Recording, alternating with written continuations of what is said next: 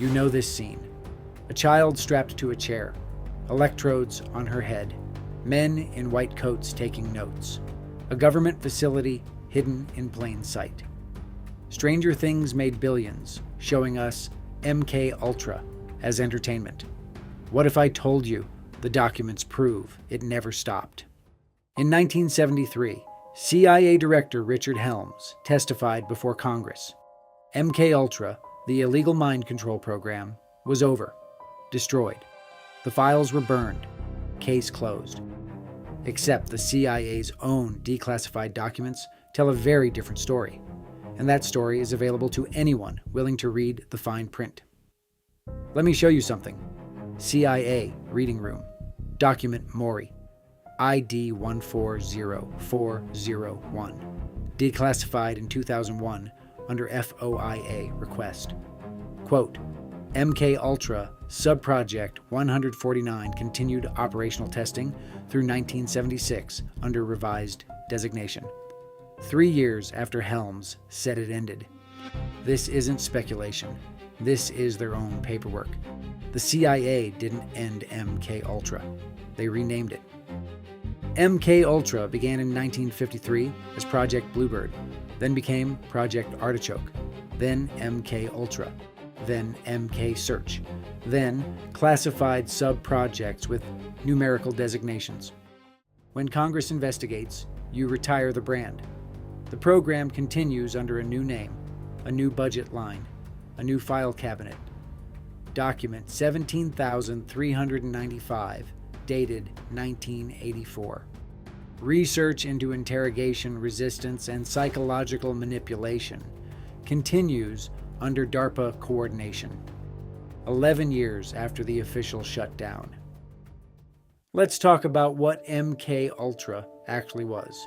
Not Hollywood telepathy, real psychological control techniques, sensory deprivation, sleep deprivation, trauma-based conditioning, pharmacological manipulation, hypnosis under drug influence.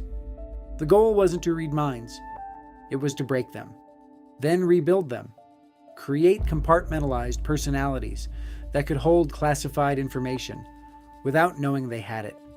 Operatives who could be activated with triggers they didn't consciously recognize. And here's the thing, the science worked, not perfectly, but well enough to keep funding it. November 1953, Dr. Frank Olson, a biochemist working on MK Ultra, fell from a New York hotel window. The CIA called it suicide. His family called it murder. Why? Because Olson witnessed experiments he couldn't live with. Terminal interrogation techniques, biological weapons tested on unwitting subjects.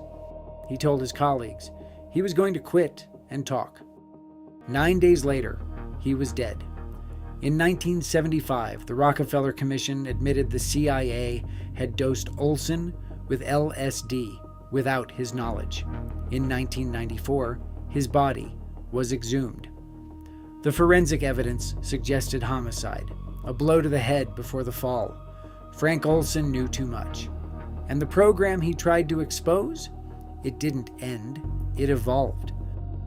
Today, DARPA openly funds research into brain-computer interfaces, memory manipulation, targeted neural stimulation. They call it cognitive enhancement for soldiers, helping troops with PTSD, improving focus, reducing fear response. The techniques are different. The goal is identical. Control the mind, control the operator. In 2013, DARPA launched the Brain Initiative. Obama announced it publicly. Billions in funding, mapping neural pathways, understanding how memory and identity form at the cellular level. Is this MK Ultra? No. It's what MK Ultra grew into when the science caught up with the ambition. Remember 11?